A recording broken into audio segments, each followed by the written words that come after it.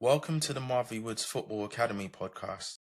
In this season, I'm going to be speaking to academy managers from the Premier League, Championship, League One, League Two, and some Scottish clubs. As an academy parent myself, I want to bring some insight into how these academies are being run. I find that it's easy to approach coaches. I hear from players, ex-players, and parents on many platforms about their experiences in academies. But I do not hear from academy managers. This is why I want to do this season. If you think first team managers have playing staff of 18 to 25, whereas academy managers have a playing staff of over 100. That could be from the under 9s to the under 18s. These are people who are so powerful, but they just seem like these men in grey suits or women in grey suits that you just never get to hear from. So what I want to do is I want to bring to you, the listener, what they think, what they want to sign, and what they are looking for in these academies. So if you like this episode, don't just watch and keep it to yourself. Subscribe to see more and spread the word. Welcome to the Marvy Woods Football Academy podcast. On today's episode, I have the Bristol Rovers Academy manager, Mr. Byron Anthony. Thank you for joining me, Byron. No, thank you for having me on. I'm really looking forward to this afternoon's chat and looking to get my teeth into some of the questions you have for us. Brilliant. It's a pleasure having you on. So as I normally do, I normally begin by going to where you started from to where we are today. So without further ado, have you ever played for an academy or a center of excellence before? And if so, which center of excellence or academy, and what position did you play? Yeah, I was quite fortunate to come through the Cardiff City Academy, but I didn't join Cardiff until I was 15. Yeah, 15. Well, I've got a little while back now. So 15 years of age, obviously gone into the academy as a trialist at the time. I'm born and bred from Newport. That's my hometown. I was picked up by a scout there called Jerry Skippen, who was a fantastic bloke, very passionate about taking players from grassroots into the professional game. Invited down to Cardiff for a trial, and I pretty much from there on in, it was a very different environment for me going into a football club of great stature, bringing players through the system. And I've gone into this professional football club not knowing what to expect. My parents took me to the trial. They travelled me all around the country and whatnot, but little to know that I was starting a journey there for another 6 years after that. The early days are really interesting.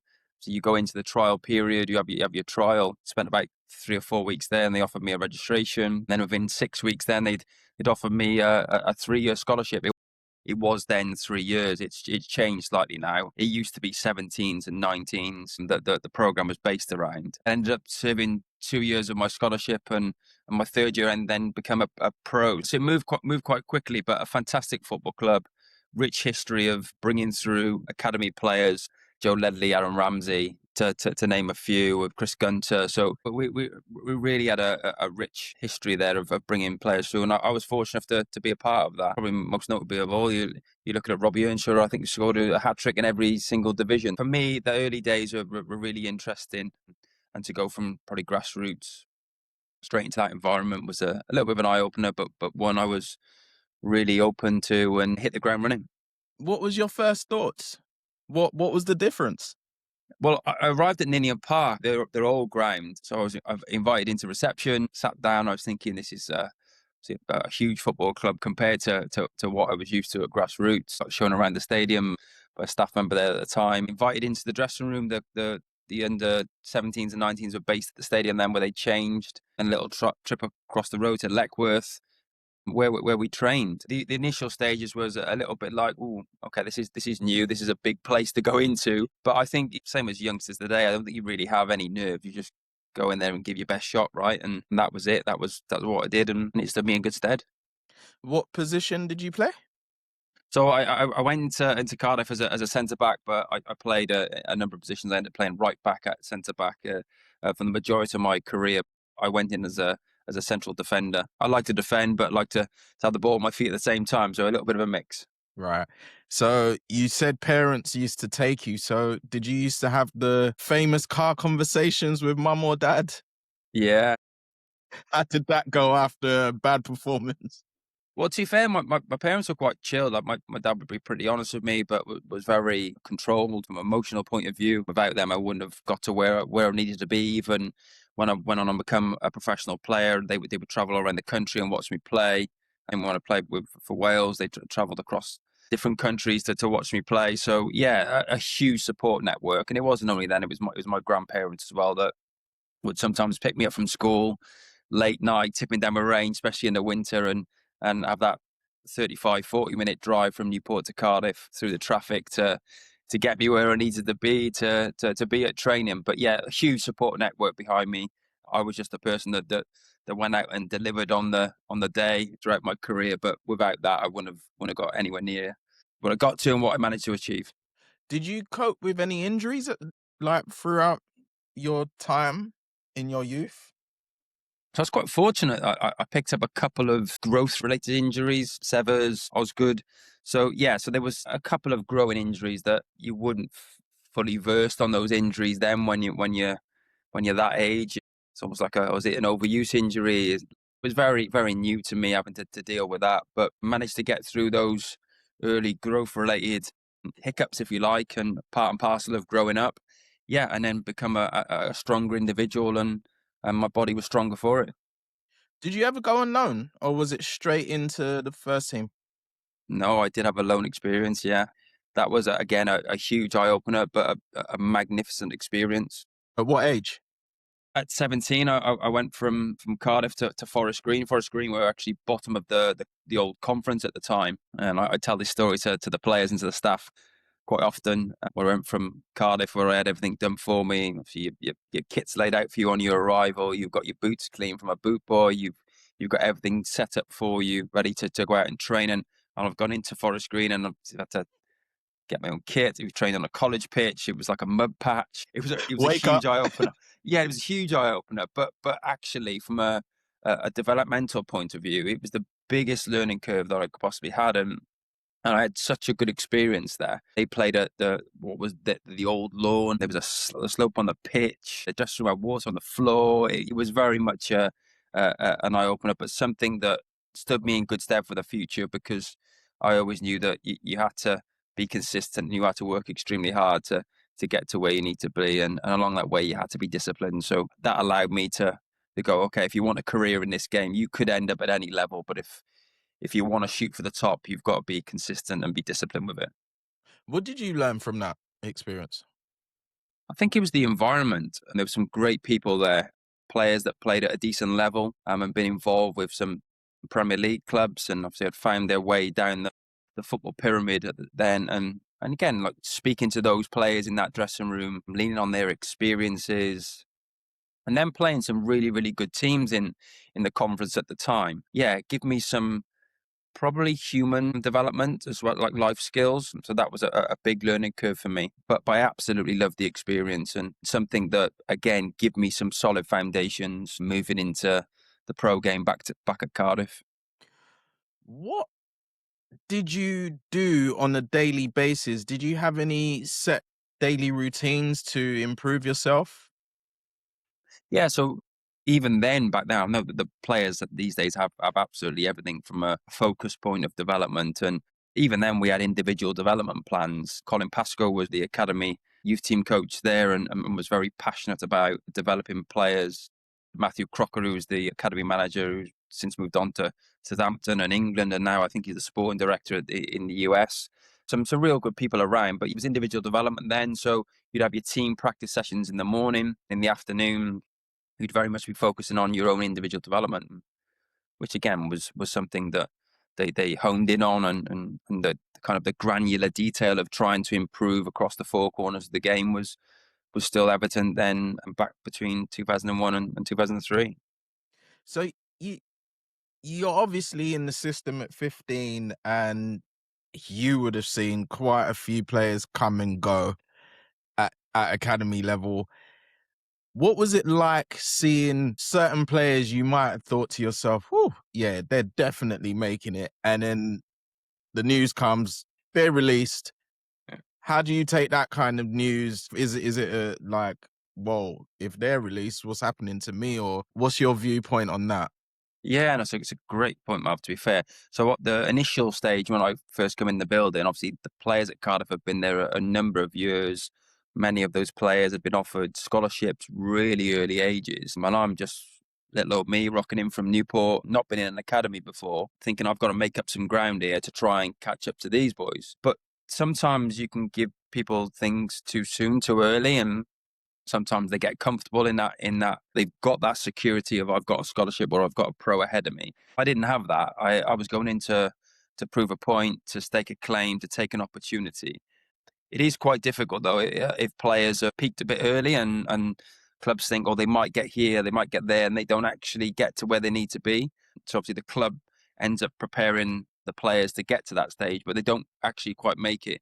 That's a difficult one, not only for the club that's invested in that player, but obviously for the player and their families as well. So I was quite fortunate that when I went into the building at Cardiff, I was the last person to be offered a contract there because I was last through the door. And then I kind of learned from the players that were in the environment at the time. But I've seen plenty across my time out that get, oh, he's unbelievable this, he's unbelievable that, he's done this, he should reach here. And the majority of them don't go on and make it because either they haven't got the right attitude, the right application, the right personality to go through adversity, come out the other end of it. Like I said to you earlier, I've got a fantastic family behind me and a support network that have picked me up when I'm down. Maybe some of those players didn't have that. But yeah, it's a difficult one, especially when players think they've got something really soon and I'm going to be this and I'm going to be that, and they don't quite make it. So what is the right attitude and right application? Yeah, I'm a still firm believer that it comes down to the character. I think you've got to have the right support network around you, but I think as a person to start with, I think you've got to have discipline. You've got to be able to make sacrifices, and you've got to be consistent with that. So if you're prepared to go after something, you have to be disciplined with it. If you're not disciplined, then you're going to fall by the wayside. So you can have all the ability in the world, but if you're not disciplined enough to make your strength stronger, then you're going to be in a position where people catch you up. Wherever that may be, whether that be a 14-year-old, a 15-year-old, a 25-year-old, 27-year-old, it doesn't matter. Someone will catch you up. And that's whether they outwork you, outfight you, outthink you. They're going to find a way to get above you. Because that's the nature of the beast. Everyone in this world, everyone wants to carve a career out of the game, whether that be as a player, whether that be as a coach. So for me, they would be probably the three key areas. And you really have to go after that, and you have to define your craft then as well. Like what am I really good at? And I think that helps them with your individual development. So again, like I said earlier, making your strength stronger.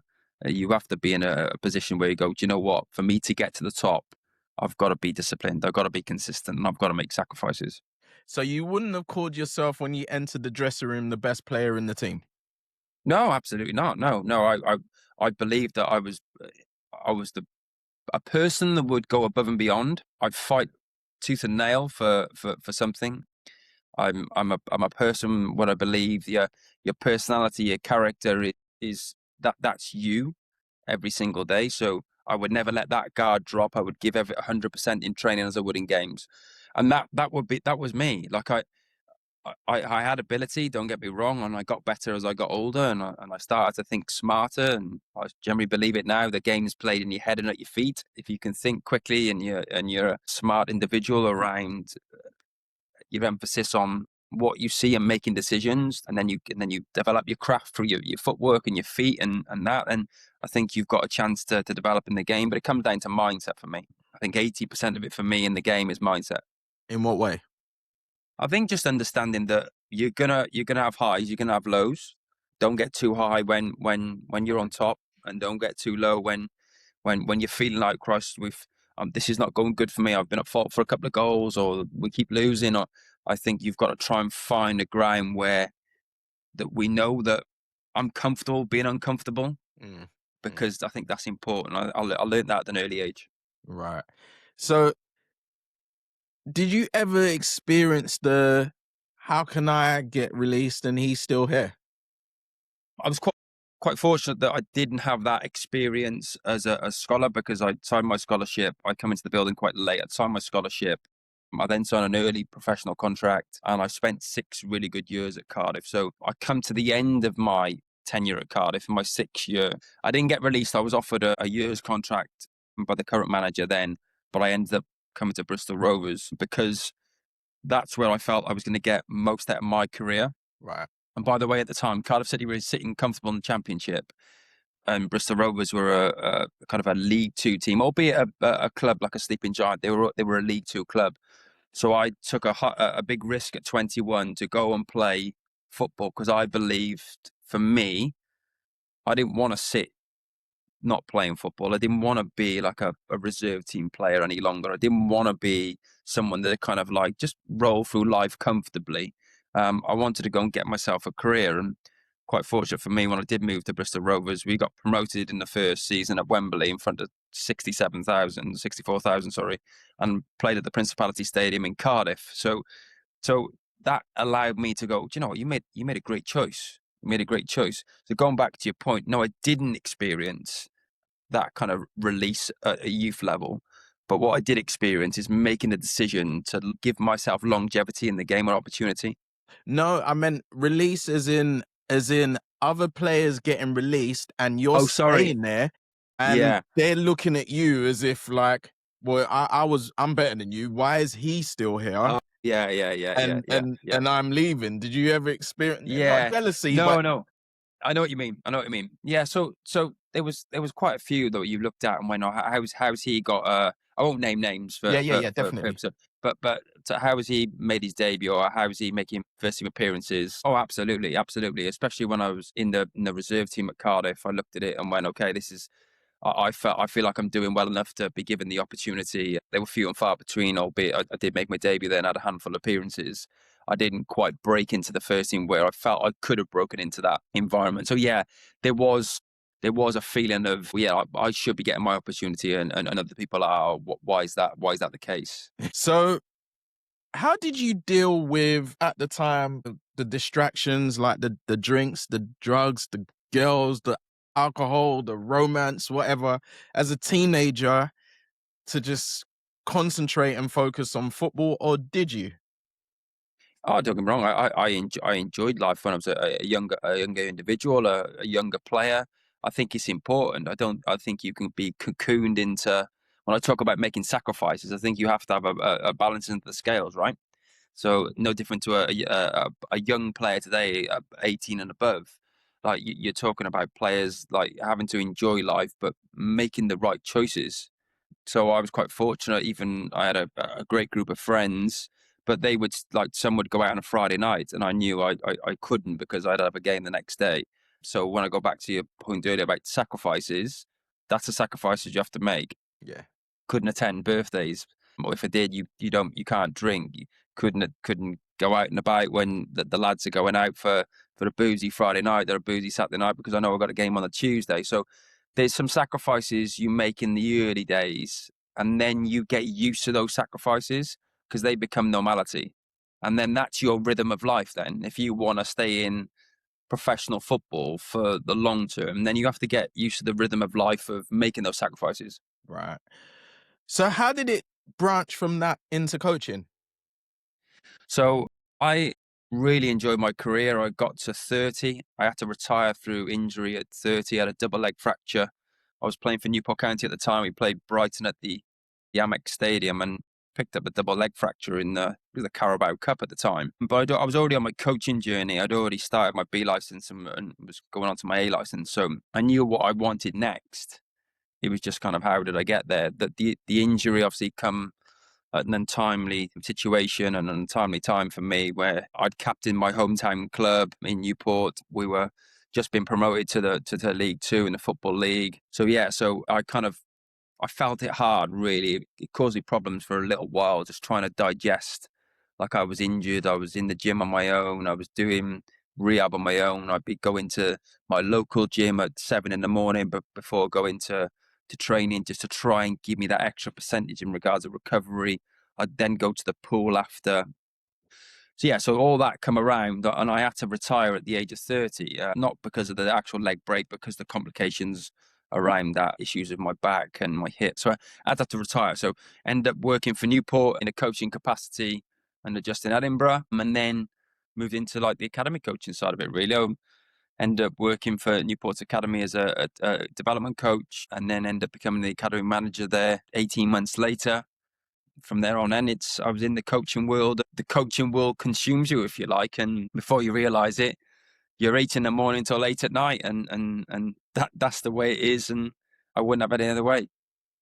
When did you take the job here then at Bristol?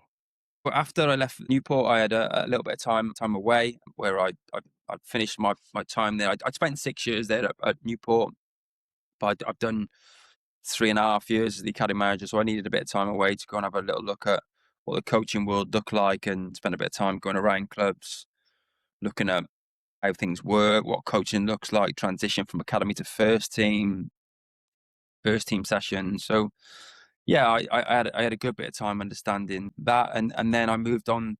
I did a kind of a player identification role a little bit with a company called CAA Base, just again supporting some recruitment side of it, looking at like the top players in the Premier League right down to non-league, and then moved into Swansea City where I was 2 spells there, really, under 16s coach and then under 18s lead coach. So I had that there for a little while, and then when the call came around the opportunity to come back here as the head of coaching, I jumped on that, and then stepped into the academy manager's role, I think 10 months later, and I've been here 3 and a bit years now, almost 4 years, trying to reshape and support and create a pathway to the first team for the academy. Brilliant. What category is Bristol Rovers, for those who don't know, and how do you become such a category? Yeah, so we're currently category 3. Like, our aspirations to be a category 2 academy. We got the infrastructure, we got the opportunity to progress further. We know we got that. They're working hard at the minute in regards to development at training ground, so we can accommodate that. Yeah, and obviously a category 3 academy, you have to have a age groups from under 9 right the way up to under 18s. Under 18s are full time on a 2-year scholarship program, and then the other age groups 9 to 12s.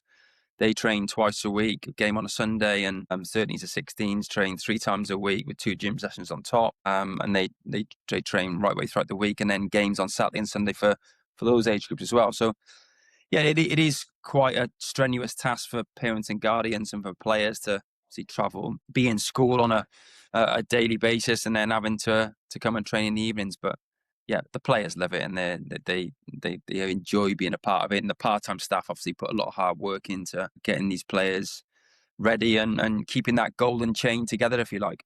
What is youth development to you? Youth development, yeah, it's an interesting one. Like for me, it's about giving players the opportunity to not only be coached, but to give them life skills as well. I think it's an extension of school, not just in a different disguise. Coaching is very much linked to teaching. So yeah, for me, it's about giving them the tools to help the players develop, whether that's them developing here at Bristol Rovers or them going on and playing at another club or going back to grassroots, or just generally giving them some life skill support to help them on their way throughout life, really. How are Bristol Rovers when it comes to Q1, Q2, Q3, Q4 signings? Where do you guys stand with that? Yeah, it's a difficult one because we don't have a 21, so it's a lot harder to get players through the system and that are born later in the year, because even though we have a focus on all the Qs, Q1 to Q4, we're very well aware of it. So when we look at PHV, so when are those players coming through peak height velocity, when are they have come through their growth? So yeah, we are very much looking at players that we recruit, looking at players in our system, that what type of year they're born, where they are currently in their growth, how much percentage have they got left in their growth. Yeah, so for us, we are fully versed with that, but it is an open conversation consistently about players that come through the system between Q1 and Q4. Right. So you were saying that you guys are building the new training ground. So I take it your owners are really supportive of the academy, or are they? Yeah, yeah, of course. Like Our training ground is basically we got land on there where the first team are currently based at the minute. We've got a building on there with grass pitches and a gymnasium there. But we're trying to look to plan towards the future, and that the owners are very, very well behind that and very keen on the academy progressing to category 2 and beyond. And yeah, they're very supportive of trying to get us the best facilities we possibly can do, but it is difficult at category 3. We have a lot of cost that goes out of the club and into external facilities, which is quite hard. Yeah. What's the importance of sleep and nutrition to performance? Yeah, we try and focus on supporting our players by giving them the education behind that. We've got a head of athletic development that, again, works with the players on the importance of nutrition and what to have and what to take at certain times throughout the week.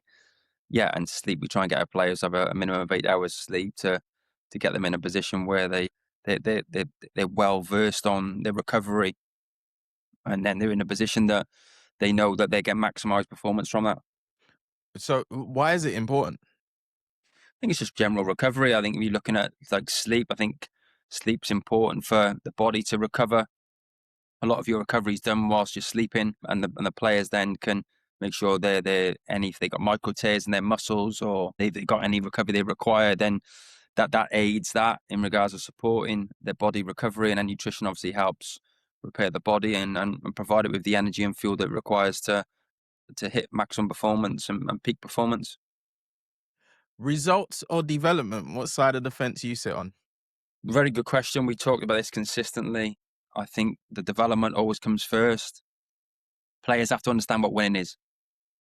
We have to understand that players need to know what winning is. So, but it never takes place in development. Like you can look at it in a nutshell, and you go, like, clubs go, right, okay, like let's focus all on winning.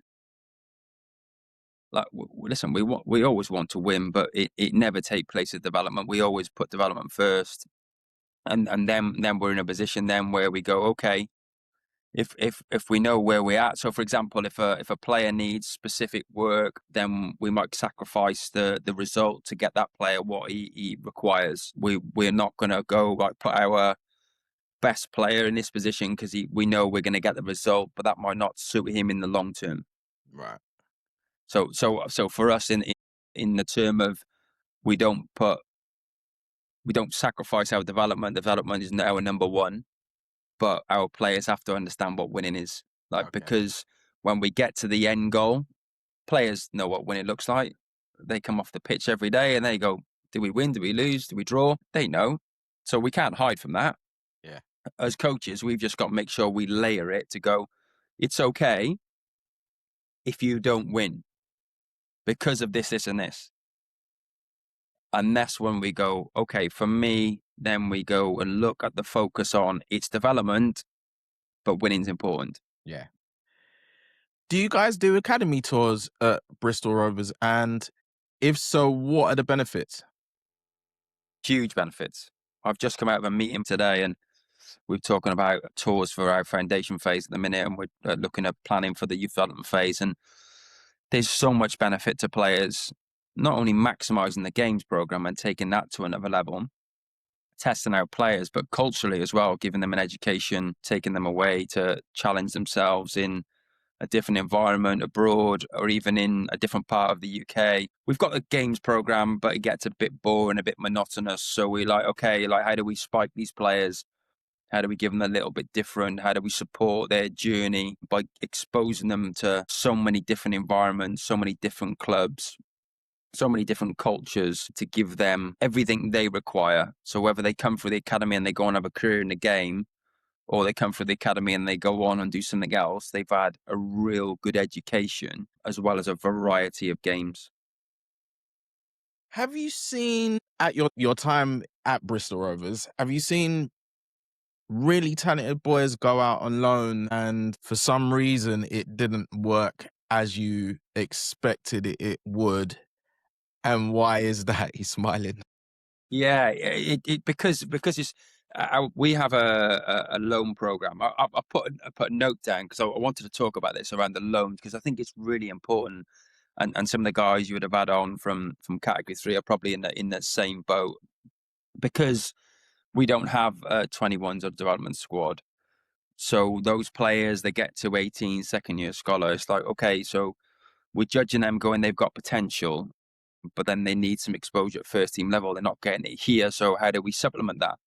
So we've built a great network around the Southwest to get players out to experience men's football, if you like, senior football, first team football, where there's accountability, where we're saying, okay, someone might get a clean sheet bonus, someone might get a goal bonus, there might be win bonuses. 3 points are important. So again, it depends on what you're looking for. So are we looking to send a player out for physical development? Are we looking to send a player out for psychological development? Or are we looking for them to kind of have a little bit of development around technical, tactical elements of the men's game? But mainly it's the physical and psychological gains that we get from players going out on loan to clubs in non-league. And it gives them a flavour of, this could be your life. Like, you could be playing on Saturday at 3:00, 7:45 on a Tuesday, and you happen to play for 3 points. But yeah, it's a big part of our program. Great. Grassroots. A boy comes in from grassroots. He's on trial. Some of them you do see straight away, like, yep, they're ready for the academy life. Some of them you don't. Yeah.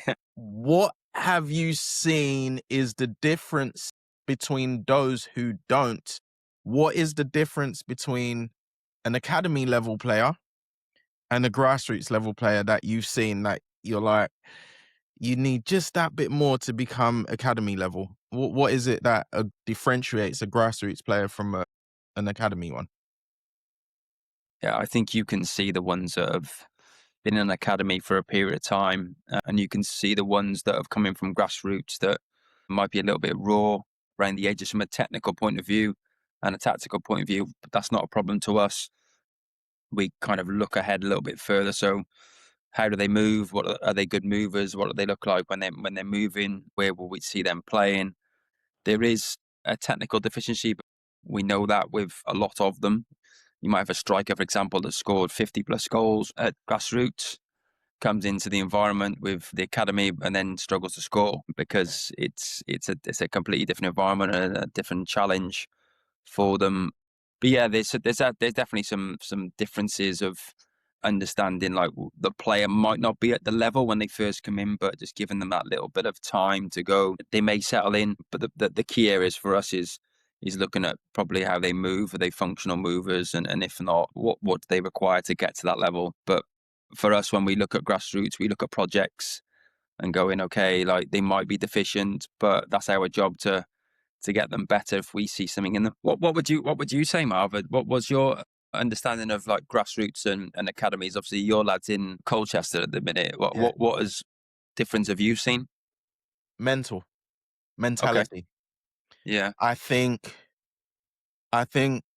everyone has the ability. I just think there's a certain difference in men. Like, academy boys just seem to believe in themselves a lot more and they want to prove to everyone, like, I am a certain level. Whereas the difference between them and the grassroots player is not the talent, is the grassroots player will lack a certain confidence in expressing what they have in an environment where everyone is as good as them. Yeah. And they kind of go inwards like whereas the guys who will come from grassroots on trial, who makes everybody go, whoa, are the ones who are like, oh yeah, all right, I'm here, I'm gonna show all of you lot, this is my spot. And it's that certain level of confidence that they don't mind expressing, like, I've got something here and I will express it, whether I'm here, whether I'm in the district, it's that level of mentality that just kind of takes you over the line. Whereas I think you can see something with with someone from grassroots, but it's just, they're just a bit timid about what they're doing. Maybe that's just me. No, you're right. I think your point is really valid. I think there's always a level of nervousness when a player comes into an environment. One, Yeah. because he doesn't know the environment, but two, because I imagine, and some of the conversations I've had with some of the trialists that come in, they feel a little bit inferior. Yes. So it's like, okay, like I've come from grassroots, I'm coming to this, and it's normally the older boys, the younger ones, not so much. It's normally the 14 plus that have that kind of, do I belong here? So, Like it's the mental thing. imposter syndrome a little Yeah. bit. Yeah. Yeah, we've had that, but mainly they overcome that because normally our trial period's like 8 weeks. Mm-hmm. They normally overcome that in the first few weeks. So when we have a mid-trial review, they've normally got to a point where they go, okay, I belong here. I've shown my quality. So then what's the part that makes the people you don't sign fall short then? Yeah, so I think then it's just down to the consistency of their actions. I think mentality is important. I think I talked about it earlier in regards of like it's 80% mentality. So they get to a level then where they go, okay, I'm competing now, but then they might not show enough then from a quality point of view. So, okay, have we got someone in the building who does exactly what that lad coming from grassroots is doing already? Yeah, we've got one below. We got one a year below. So it's okay. We don't need to take at that age then because we know we've got someone below. We don't want to block pathways and take people for the sake of it. So there is an element of going, okay, we know this player has got something, but is he going to get through the system? And is there anyone above or below him that might block his pathway? They might be better than him already. We have player pathway meetings. So every 4 weeks, we know every single player within our academy. The staff have meetings in our phases, and we talk about little Johnny at 14s. Potentially could be a scholar in 2 years' time. So what we doing for him? So is he still a blue player, which is kind of our top players? Or is he being blocked? Is there someone at 15, 16 that's blocking his pathway that might not be as good as him? That's the conversations we have to have. So then that obviously influences our recruitment then and what type of player we're trying to recruit within the system. Wow. So that means you have to find someone who's just X factor. Yeah, well, we'll always look at a player. So we have like a player profile list from what we would perceive as an academy player, and as they get older, that's like put into like positions. So what we look from a right back, a centre back, a number 9, a striker, attacking midfield player, wingers, goalkeeper. We have specific areas of focus, and that obviously helps us then when we recruit players that everyone's on the same page. Okay. So you do have a profile of Bristol Rovers type player that you're looking for. Yeah. Okay. It helps. It helps us, Marv. So when I first came in here, we didn't have player pathway charts. We didn't have a ruthless review process that we go. We have to be honest as well as respectful. We didn't have a player identity profiling of players. So scouts are going out, head of recruitment's going out and not quite sure what they're going after. Reporting systems. So report on their trial, report on their mid-trial review. So everyone's got clarity of where they're at, and everyone has a seat at the table in regards of the conversation around the player then. And then it's all focused on, again, trying to get the best players through the system, but educating everyone within it to give them an opportunity. Right. So when you want a boy to come in, is it a coaching vote? How do you guys go about that? Yeah, so when we have our player pathway conversations, we need a left back at 14, for example. Then our head of recruitment will go, I've got one, I know one at one of the grassroots clubs. Can we get them in? We've watched them 4 or 5 times. We've got data on that individual. We know where he's at. We know what he's like. Can we get him in on trial? So then we obviously go for a process there. And then there'll be people all linked into that. So from the medical staff to head of athletic development to the head of phase, head of recruitment, head of coaching, myself, I try to be involved in as much as I can do to know what's coming through the system and who's coming into our football club to make sure, one, they've had the best experience they can possibly have, whether it's a yes or a no, and also that they've felt that they've had a fair opportunity within that process. Right. How do you deal with consistent lateness? Let's say from under 9s or under 8s, however you do, to under 16s, and the scholars, like somebody comes in, you see them walk into the pitch from the dressing room, they're not in quite a rush, stuff like that. How do you You just labelled every teenager that's currently around. No, listen, I think time's massively important, and I think it just shows intention to your work and a professional mindset to the environment. are you watching? Yeah, so I've always got an eye on it, and I like to see like, what the reaction of the staff are first. So we're very hot on our values and making sure that people understand that when they come into our environment, they're here to work, and you have to respect the environment, to being humble around there, around the environment, to be a good person. You have to show a real relentlessness to wanting to get to where you need to be, because without that, I think you're in a real difficult, sticky wicket.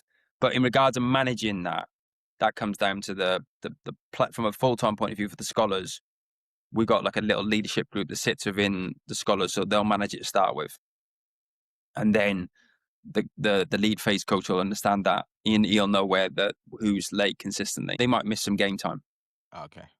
Right, but it's contextualized. So, like, it might be the case of okay, so one of the lads might be late because they were in traffic because there was a big smash. So as long as the players have given a good explanation of why they're late, I think there's some reasoning behind that. It's just when there's no discipline to that. I think I talked about discipline quite a few times throughout. It's just that when there's no discipline to that. The other difficulty from 9 to 16s in regards to the part-time program, you've got parents and guardians driving 45 minutes an hour. Players are going to be late. It's not their fault. It's also not the parents and guardians' fault either, because they've had to travel in peak traffic times to get their lad, their son or their grandson to train on time, and they're doing their absolute utmost to do that. They're not late on purpose. So we'll just make a log of it, because we want to make sure that everything's okay. Can we help with anything? Is there anything that we can do to support, just to make them comfortable to go, it's okay. Like, it's not a problem if you're rocking up 10 minutes late and you end up having to do your warm up and then go into training. It's okay. Like, can we support? But if it becomes a little bit longer, where it happens every single training session, yeah, we'll have a casual conversation with the parent and the guardian, and that'll be the lead phase coach just saying, is everything okay? I've noticed little Johnny's been late for the last 4 sessions. Are you struggling with anything? It's okay if you miss an evening, by the way, if you've got something on that you need to get to. A lot of parents have other children that they have to support as well. So we are hot on it with the scholars, but we're a little bit more flexible, 9 to 16s, understanding that life goes on around football. Little Johnny starts off as a left back, and your coaches see him suddenly as a centre forward. He's never played as a centre forward before. He's telling them, mate, I'm a left back. I'm not a centre forward. How do you deal with that kind of positional change as it happens throughout the academies? Those conversations will be happening around players consistently. Like, where is that player going to fit? Where's his strengths? Where do we see him? And I'd like to think that those conversations would happen through reviews. So the lead phase coach, the coach, will be talking to the parents and guardians through reviews. So they've got some understanding of where they might end up, what they might get to. But I think it's a communication thing. I think it has to have the player and the parent involved, or the guardian involved, to kind of like share our understanding from our expertise and where we see that player eventually playing. I've never seen a left back become a striker and not be absolutely delighted, by the way. So, but your point is very, very, very valid, because it happens consistently every single year. We don't see that player playing there.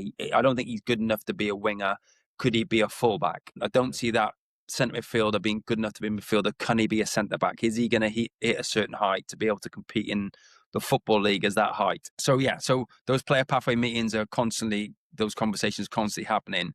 But for me, you have to be open with the parents during reviews to kind of layer the foundations, and you got to get the player on side to say, listen, I think you would do really, really well here. Try it, see what it's like, see how it could work for you. And I think then once you've got the buy-in, I think it then becomes a lot easier. If all of a sudden you just go, right, little Johnny, you're now going to play as a centre forward, you'd be looking a bit, hang on, what's going on here? So I think that, again, communication is really, really important when it comes to those type of movements of players from a positional point of view. So have you ever dealt with difficult parents at Bristol Rovers? And if you have, does it affect the boys who are at the club? No, it doesn't. It doesn't affect the boys. I think like parents want the best for their child, right? Mm-hmm. They want to make sure their child's being given the best experiences and be given the best opportunity, as they don't care about everyone else at that age group. They just want to focus on their son. So yeah, are parents difficult? Yeah, some can be at times. That's just being truthful. And I think they would be honest with themselves and say, yeah, we can be difficult at times and can be intense. But at the end of the day, they want the best for their child. Like I said at the start, I think we have to provide them with the best opportunities, the best training program that we can possibly give them through the coaches and through the staff that we have available. So yeah, there is difficult conversations. Like there's no easy release. There's no easy player that we say, unfortunately, it's not going to be you in regards of not getting a scholarship. There's no easy decision when it comes to 18 when you say, unfortunately, you're not going to be getting a pro contract. So I understand the why they get that they are as they are, but I embrace it. I try not to have our staff have what I call car park conversations with parents. Let's keep the coaching to the coaching. If we need a meeting, let's sit formally and have a proper discussion, and let's iron out any creases that we need to iron out. The car park conversations, the corridor conversations aren't helpful. They're not nice. There's no accountability. It's just, oh, you said this. So yeah, I would just, if it was me, the advice I give to my staff is just don't have corridor or car park conversations. I love that car park conversation. I'm stealing that, by the way. It's copyrighted already. There's no coming back from it, man. I've already taken it. You're welcome. Do you have players with ADHD at Bristol Rovers, and how do you deal with players who are going through stuff like that? Yeah, really difficult. We've got support. We use a charity called Go Again to support us from a mindset point of view, and that they've been brilliant in the last few years.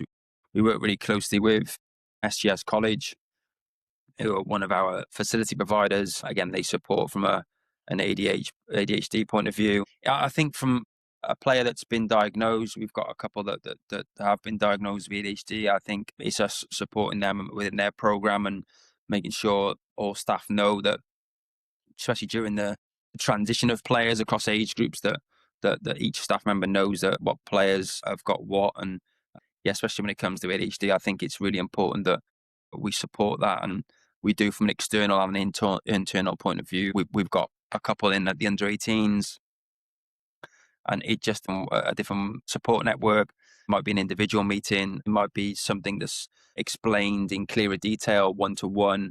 The individual that I'm talking about now always asks for a little bit more clarity. Can you explain that? Can you show me? So I think from a staff point of view, it's just making sure that we offer a different type of support and give them exactly what those players require, to make sure that they maximise their learning opportunity as well. But we do internal support and external support. So Go Again from an external support. SGS Wise Campus are excellent in regards of their education provider as well. So we're well entranced in their delivery. So we try and use their facilities and their expertise from a staff point of view as much as we can do. And then we've got staff that support the conversation and the process with those players as well. Good person versus good talent. What side of the fence are you on with that? Always good person. I think you have to go good person first. I think there's a good person in everybody. I think, but it comes down to my point at the start. Are you disciplined? Are you making sacrifices? Are you consistent? I think that paves way of like having some good values within you as an individual. I think if you're displaying those three characteristics and values, then I think you stand yourself in good stead. I think with that, then you can develop a player. I think because there's a sponge learning mentality where players are absorbing information and not just going, I'm a good player, I'm going to show you what I am. You're going to get them. They're called mavericks, right? You're going to get mavericks. There's no getting away from that. But then we have to slightly change, because deep down they're good people. They're just a little bit different in regards of how they are, how they approach things. But as long as they adhere to our values, our standards, our beliefs, like how we approach what we do in our environment, then they'll get to where they need to be. What is being elite? Being elite, going back to the 3 points I made earlier, and I think I've referenced it many a times. Got to be disciplined. You have to be disciplined. Like, you're going to get tough times. But if you say you're going to do something, then do it. Like, don't say in one-to-one meetings, oh, I'm going to do this, I'm going to do that. Oh, yeah, I know. Yeah, I need to change this. I need to change that. Well, do something about it. So you've got to be disciplined with that. And then with discipline comes consistency. So then if you've got consistency, you're then going to see signs of improvement. And if you see signs of improvement, then if you look at the top players in the Premier League, even go further out and go Ronaldo, Messi, there's a reason why those boys stayed at the top of their game. And they're freaks, don't get me wrong, they're freaks. But if you can take a portion of their discipline and their consistency, you'll improve. You will improve.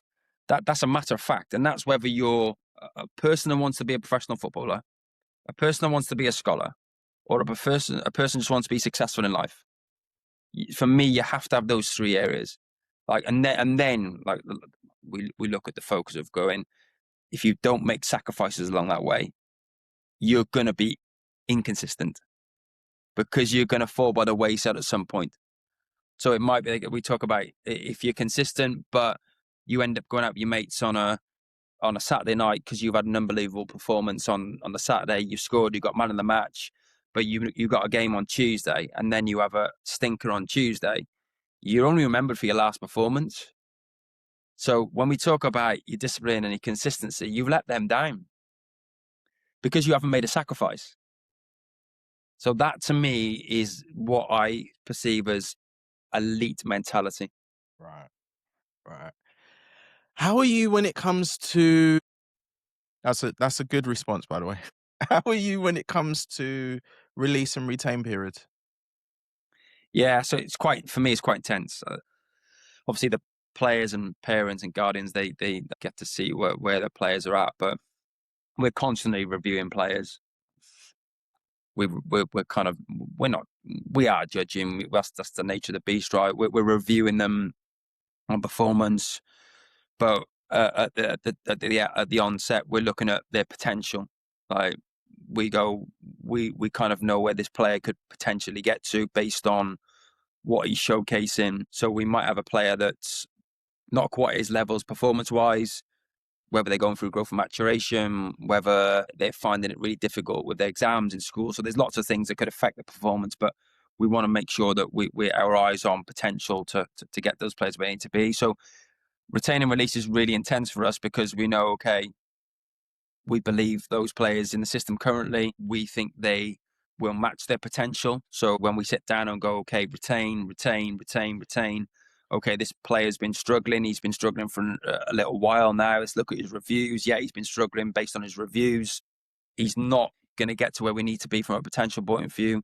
Unfortunately, he's not hitting the required level, and therefore, the worst case scenario, there can have to be released from the academy. Which, yeah, it's not a nice thing to do. We do support that with our people and performance coach that will be in touch with those players and parents and guardians post their release to try and support anything that we can help with, or just supporting their next steps that's away from the academy.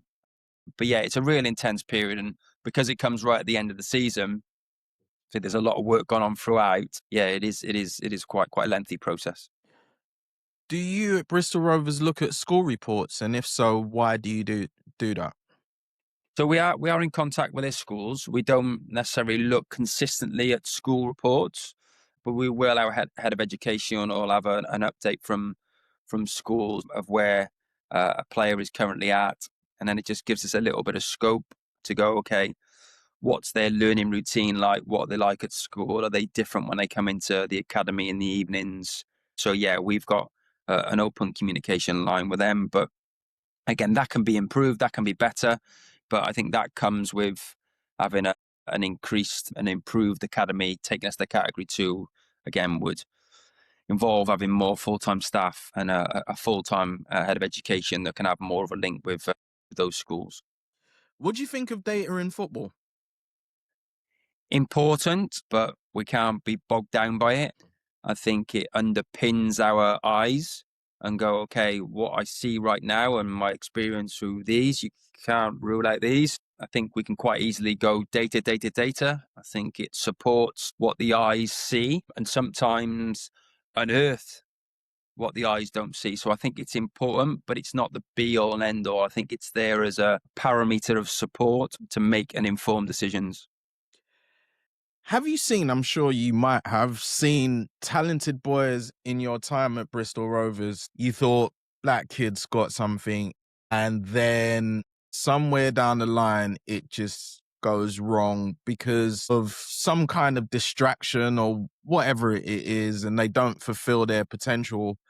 What distractions do you see that you think is commonly stopping a lot of young footballers from making it to the next stage of their careers? Yeah, it's a challenge because there's players are different, right? So their environments are different. They come from different backgrounds. So there's a lot around social media today. So from a psychological point of view, there's a lot of pressure on players to either want to get to a goal or want to reach the Premier League or whatnot. There is a lot of pressure on it from social media point of view. There's a lot of social media abuse that goes around that the players and get their eyes on, and social media bullying, which can affect players, which I think is a big challenge for youth players today and young players today. I think gaming, is a big challenge for players, especially when they're not out and they're not being a part of just the environment. Like kids don't climb trees anymore, so they don't know how to fall out of them. Kids, please don't go climb trees. That's not what I'm advocating. But the point is, kids don't understand what the outdoors look like anymore. They don't want to be outside playing football in the park on an evening after school. So there's lots of influences that resolve you being indoors or someone else's opinion. Yeah, but to give you a flavour of two, they're probably the two things that I would label as affecting players. Yeah. What is a model pro? Because this is what all the boys are trying to be. What is your idea of a model pro? I'm big on authenticity, so I think you have to be yourself, right? So I don't think there's a model pro, but I think you go back to the three characteristics that I keep talking about. You need them. So without them, you're not creating a foundation for yourself. Wherever you go in life, depends if you continue to be consistent and continue to set goals, push boundaries, push barriers. But I'm a firm believer in life, you reach your level and life works you out of going, okay, this is what you've put in, this is what you're getting out. So whatever you put in, if you maximize what you put in, then you'll get more out of life. That's that in my eyes. It might not be for everybody, but that's what I think. And I'm not saying like hard work's the only way. No, I think you work smart as well. I think you have to work smart at times. I don't think you need to be relentlessly working hard consistently. I think you've just got to know what you're going after and be kind to yourself as well and going, do you know what? Like I'm doing the prostate cancer running challenge at the minute, 5K every day for the month of October. Like I've felt stiff today and I'm going, oh, I've got to run this afternoon. No, but my challenge is my challenge. Right. And I'll be disciplined with it. I'll be consistent and I'm going to make sacrifices. So the missus has to wait a little bit later to go out for food tonight because I've got to do my run before I go out. Right. And she knows that. So it's like, okay, that's what I'm doing. You're regimented. So, yeah, so I know that I'm doing it. Are there days where I'm a little bit flexible? Absolutely, I'm a human. But I know that if I get off the horse for a little while, I like to make sure I can't be off it too long because I need to get back on it. Right. Right. So that's what I would perceive as that mentality. So you see an academy player they're all going into scholarship, like let's say at under 16. What characteristics would you advise, or would you say that an academy player, just let's say for a younger boy coming through, what characteristics would you say that an academy player needs to become a scholar at Bristol Rovers? Yeah. It's a great point. I thought you might bring this one up because we're quite big on this, and we use these. I'll give you 4 characteristics now, and what we call identity for staff and players. So we ask staff and players to be brave in everything they do. So this is labelled on BRFC, right? So the first one's B. So brave. Be brave in everything you do. Be brave in decision making. Be brave to take risks. Be brave to go and be different. We, every single day, brave is one of our biggest ones. And the first team have adopted this as well. So this is a key chain right way throughout the club. So we ask our people to be resilient. So you're going to come up against adversity. You're going to come up to days where you go, do you know what? It's not my day today. I don't feel great.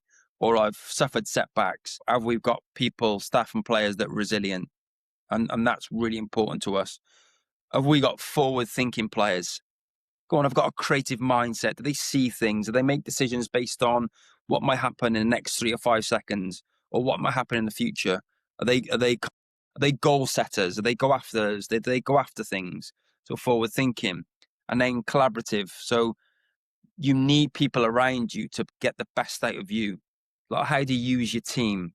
How do you use your teammates? How do you use the staff around you? How do you pull together as one and drain things off other people and other people's expertise to get the best out of you and your environment?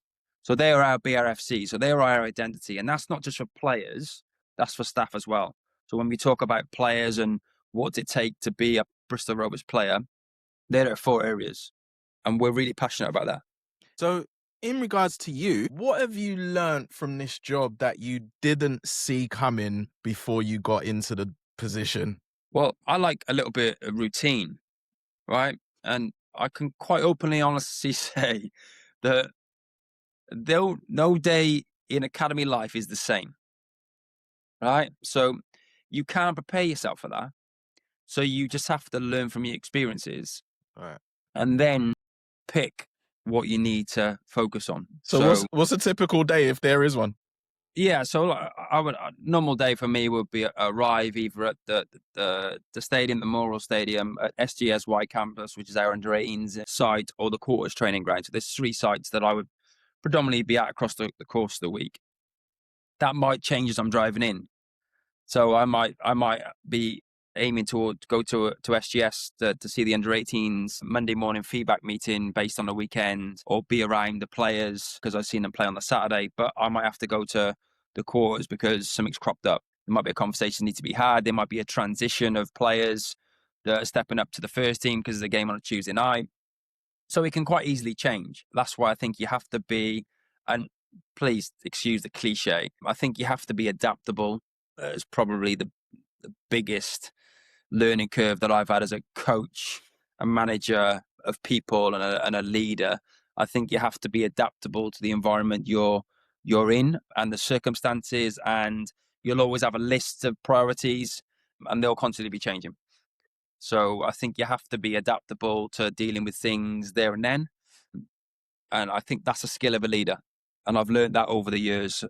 From 2014 to now, I've been involved in developing people and players and staff. And I've learned a hell of a lot along that time, from experienced staff, from mentors, and also learning on my feet. Because when I first come into academy life in 2014 at Newport County, I didn't have a clue. I'd played the game. Yeah. And I'd made 300 odd appearances in the Football League, and I knew exactly what football looked like from a playing point of view. But then you're going into an operational point of view where there's coaching, there's multiple MTT team staff, and it's like, okay, what do I do here? So I've learned loads. And by the way, lots of it I've learned on my feet. Right. Do you enjoy it? Love it. Brilliant. Love it. Love it. I love seeing players come through the system and go on and perform in our first team, go on and perform in other people's first teams, go on and gain a career outside of football, or go on and become a coach. I love seeing people be successful because I think it's important. They've put all the hard yards in. I love people being successful, but we are a football club, so getting players in our first team is the number one choice. Do you ever watch videos of the age groups back, weekend games? And Yeah. If you do, what do you look for in those games? The first and foremost thing for me, I do watch them back. Yeah, we've got access to Huddle. Our analysts, team of analysts, obviously upload that to Huddle, and I get to see clips of that. So yeah, I will watch the players back and have a look at how they've done. And we're looking for the BRFCs. We're looking for brave players. We're looking for resilient players. We're looking for forward-thinking players. And we're looking for a collaborative group. That's first and foremost. And then I'll start looking at, okay, so I know what a player is that has got high potential because we talk about it all the time. Okay, so how have they done this weekend? How have the other players within the system done this weekend? So, yeah, for us, it's about going, all right, I'll watch the game. So I have 17s play Leyton Orient on Saturday. So obviously I'll watch that. But then the fixtures on Sunday, if I'm not there, then I'll watch them back on Huddle, or I'll watch them back on a video link. So yeah, I like watching games back. I think it's important not to just live in the moment when you're watching it live. I think it's important to watch them back as well. And do you ever say anything to your coaches like, why are you doing that? Or why are you not doing this? Or why are you picking those? No. So I watch the game back for my own preference, and I'll only challenge it, my head of coaching and my assistant and the staff if I believe I don't see the BRFCs. I think that's important. I think that they're a non-negotiable in our operation. So yeah, I would only challenge them on that in regards to the general standard. If it's something I've seen and I'm not quite comfortable with, then I'll challenge and I'll ask a question. I won't tell. I'll ask. I want to find out what they've seen. Why have they made that decision? And I want some context behind it before I delve into a conversation with that individual. Okay. Final 4 questions. What qualities do you need to be an academy player, academy scout, academy coach, and academy manager? Very interesting. I'll always go back to my 3 areas. I think they're important to have in life. I think you've got to be disciplined. I think you've got to be consistent. I think you've got to make sacrifices. That doesn't matter whether you're a coach, whether you're a player. I think they have to be 3 areas of focus for me right away across the board.